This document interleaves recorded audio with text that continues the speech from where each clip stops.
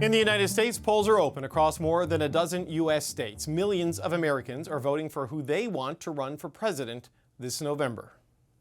Super Tuesday is the most important day for presidential hopefuls. This year, 15 states are all voting at once. That includes two of the biggest, California and Texas.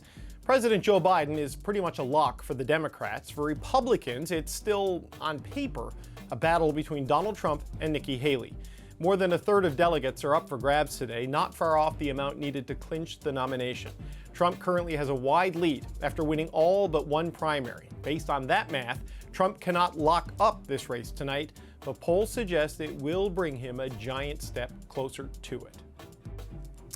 The Canadian government is already preparing for the November election as Justin Trudeau assigned two cabinet ministers in January to lead a cross-border engagement campaign to make sure the government is ready for all possible outcomes. Laura Dawson is Executive Director at Future Border Coalitions, a binational organization focused on building better Canada-U.S. border for travel and trade. David MacNaughton served as Canada's ambassador to the United States from 2016 to 2019. He's now president of Palantir Technologies Canada. Laura and David, it's good to speak with you both again. Thanks for being here tonight. You're welcome. Laura, nobody can really clinch their party nomination tonight, but there is an inevitability, it seems, that we're going to have Trump-Biden 2.0. What are you watching for tonight and in the days ahead? Well, tonight there's just no suspense. We know exactly what's going to happen. There's no drama on the Democratic side, and there's really no drama on the Republican side, except when does Nikki Haley drop out? Nikki Haley has been, I would say, the conscience of the Republican Party. She's really tried to mobilize her fellow Republicans to, say, give your head a shake, people. Haven't you got some other candidate? Haven't you, is there no limit to who we will elect as Republicans? But, she had that one tiny little win in Washington, which indicates she's strong with people with higher levels of education, higher levels of income, and women. But that is a drop in the bucket, and it really makes no difference to Trump's We know who the nominees are. The question is, who's going to win? So, David, then how does all of this set the stage for the official election cycle that kind of lies in the months ahead? Well, I think for starters, this is the first week of March, and the election isn't until November, and Laura's absolutely right. There's no doubt who the two nominees are going to be, effectively from now going forward. But we're dealing with a 81-year-old guy on one hand and a 77-year-old guy on another, and who knows? I'm not wishing either one of them ill, but there have been signs on both sides of some frailty, and you never know. It's 6 months away, and God knows what might happen. But I think we have to assume that it'll be a Trump-Biden race, and try to plan for all of that. The only thing I would disagree with Laura on was she said there'll be no drama tonight. I think there'll be lots of drama when Donald Trump gives his speech tonight. There always is. Well, drama is one way to describe it, David. But you talked about the age of the candidates, which has been a live political issue here, especially when in Canada, when Justin Trudeau is the old man of national leaders, and he's like 52, 53. He's still pretty young in a political sense. But just what does he have to do to get ready for what is potentially coming? David MacNaughton, just stick with you in terms of the possibility of a Trump-Biden rematch and what the implications of all of this are for the Canadian U.S. agenda. Yeah, well, I think what the government is doing is the right thing. I think they're preparing. They're actually taking action at the present moment, reaching out right across the country to business leaders and politicians and others. This is, much of the same actions that we took after Trump was elected in 2016. I think the difference this time, and this is where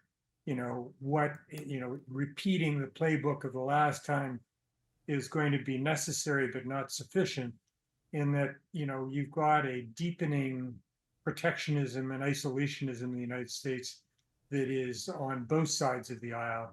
And then you've got the potential for Trump 2.0, which is going to be quite different from the first Trump in the sense that the first time, he didn't know quite what he was getting himself in for. He surrounded himself in the early stages with some really talented people. Not sure that's what's going to happen in Trump 2.0, and he's going to realize that without a constitutional amendment, he's only going to have 4 years as president. And so hold on to your hats. I mean, I think the government's doing the right things at the present moment, but it's going to be,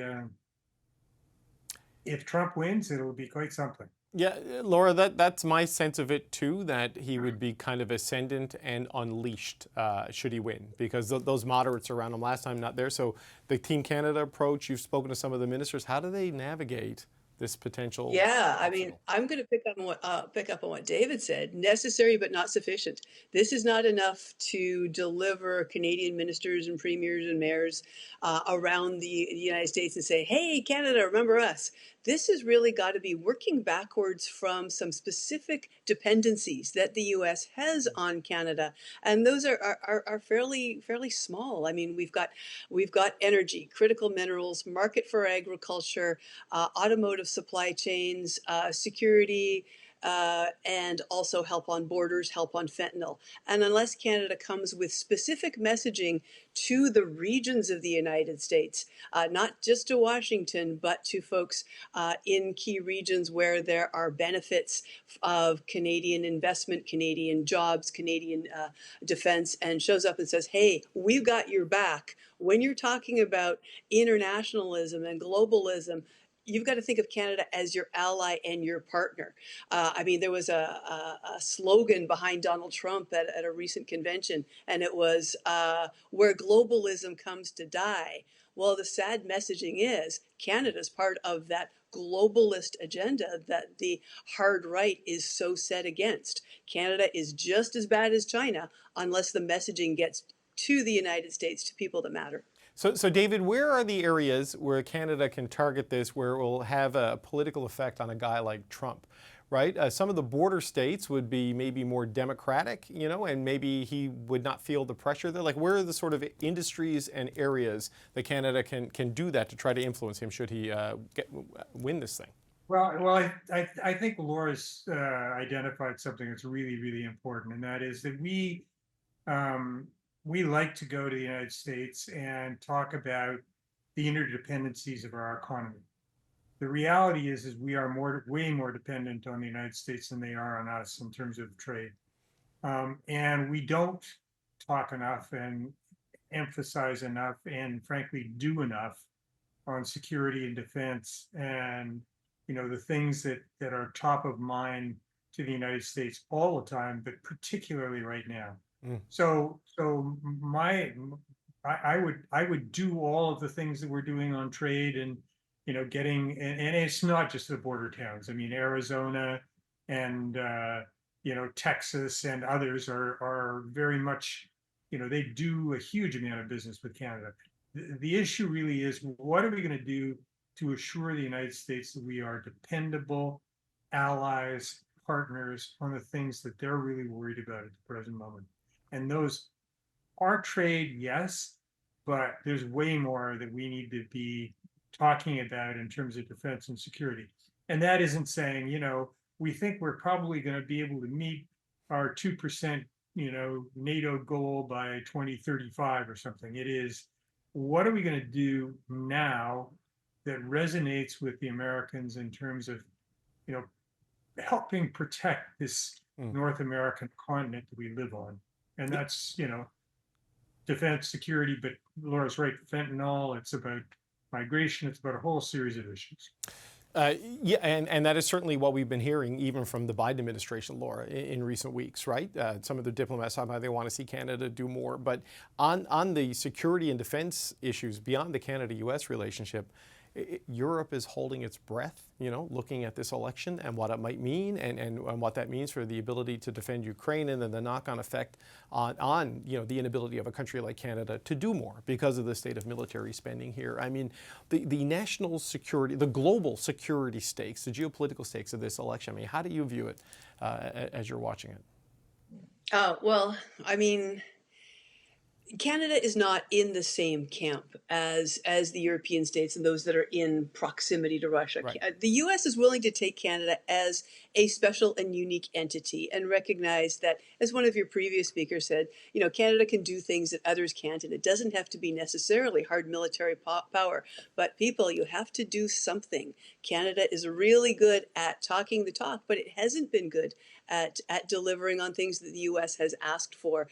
For example, when Blinken came to Canada and said, "Hey, we'd really like your help in Haiti," and Canada said, "So, no, can't do it. Sorry, too busy or too few." So Canada has been turning things around and delivering on key asks for the Americans, one of them being the recent Mexican visa. But we need to double down, be more creative.